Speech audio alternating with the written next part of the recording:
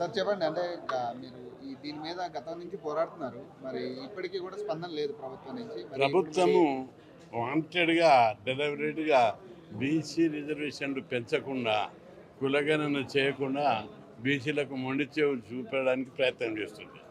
బీసీలు అంటే లెక్కలేనితనం వాళ్ళ లోపల కనిపిస్తుంది. మంత్రివర్గంలో కేవలం ఇద్దరికే ఇచ్చారు.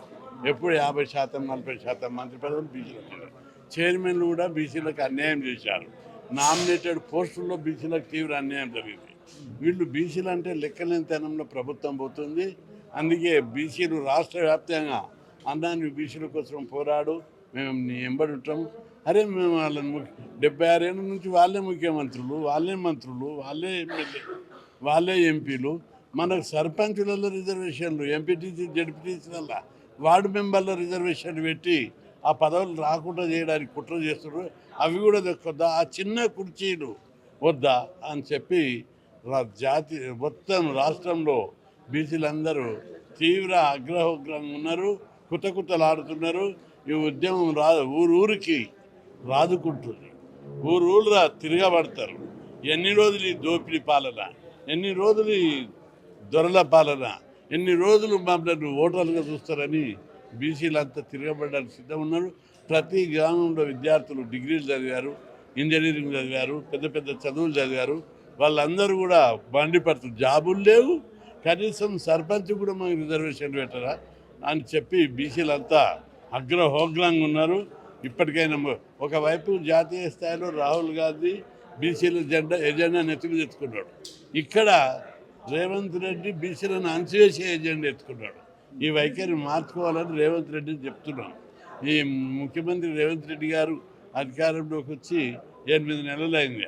అప్పుడే మేము అప్పుడే ఒక లెవెల్కి ఆలోచన చేయొద్దు, కొంత టైం ఇవ్వాలని పద్ధతిలో పోతుంటే దాన్ని ఆయన తక్కువ అంచనా వేస్తున్నాడు. ఇది పద్ధతి కాదు.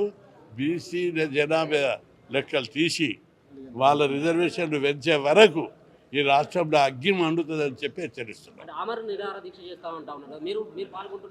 నేను కూడా పాల్గొంటున్నా. అనారోగ్య రీత్యా 1 ఇయర్ నుంచి ట్రీట్మెంట్ జరుగుతుంది టీబీకి. అయితే వాళ్ళందరూ నువ్వు చేయక మేమే చేస్తామంటారు. లేదు నేను కూడా చేస్తా అని చెప్పి నిర్ణయం తీసుకున్నాను. అంటే ఎన్నికల తేదీ ప్రకటించిన నుంచి ఈ ఉద్యమాలు స్టార్ట్ అవుతాయి. అది ఎక్కడ దారి తీస్తుంది, ఎంతవరకు దారి తీస్తుందో అది ప్రాక్టికల్గా చూస్తారు. ప్రజలలో ఉన్న ఆగ్రహాన్ని కట్టాలు తెంచుకుంటుంది ఆ రోజు. ఎందుకంటే ఏంటిది తమాషానా? బీసీలు అంటే లెక్కలేదా? రుణాలు ఇవ్వరు, ఉద్యోగాలు ఇవ్వరు, జాబ్లు ఇవ్వరు, బడ్జెట్ ఇవ్వరు, హాస్టల్లో తిండి పెట్టరు, గురుకులాలలో పాములు గారికి చచ్చిపోతున్నాయి, మంచి తిండి పెట్టక అనారోగ్యం పాలవుతున్నారు. ఇంత నిర్లక్ష్యానికి గురవుతుంటే చూస్తూ ఊరుకోలేకపోతున్నాం. అందుకే బీసీలు అందరూ కూడా ఈ ఉద్యమంలో పాల్గొవాలి. తెలంగాణ ఉద్యమంలో ఏ విధంగా అయితే ఉన్నారో ఆ విధంగా ప్రతి కుల సంఘం ఈరోజు బలంగా ఉంది. గ్రామ స్థాయి దాకా శాఖలు, సంఘాలు ఏర్పాటు చేసుకున్నారు.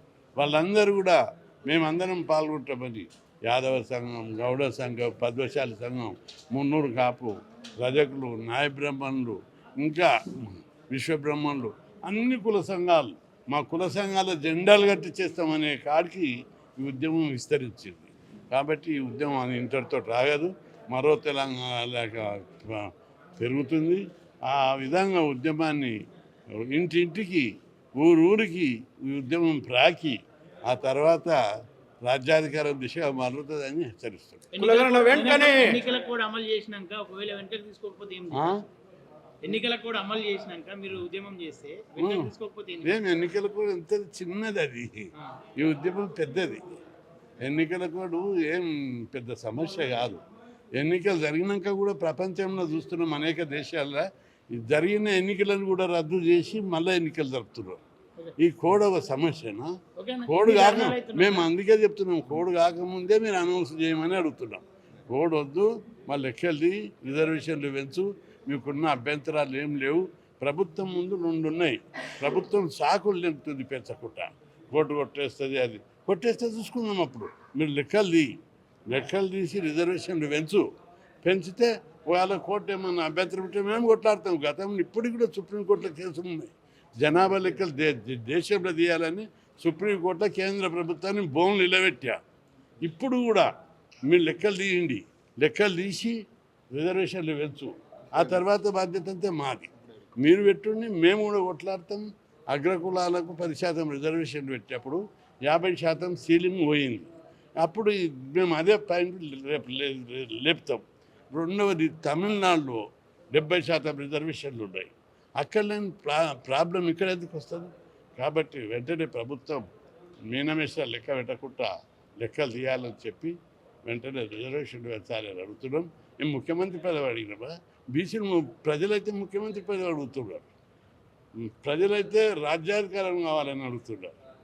కాబట్టి ప్రభుత్వం మర్యాదగా ఎక్కువ లేకుండా లిమిట్గా దీనికి పరిమితమై లెక్కలు తీసి రిజర్వేషన్లు పెంచాలి.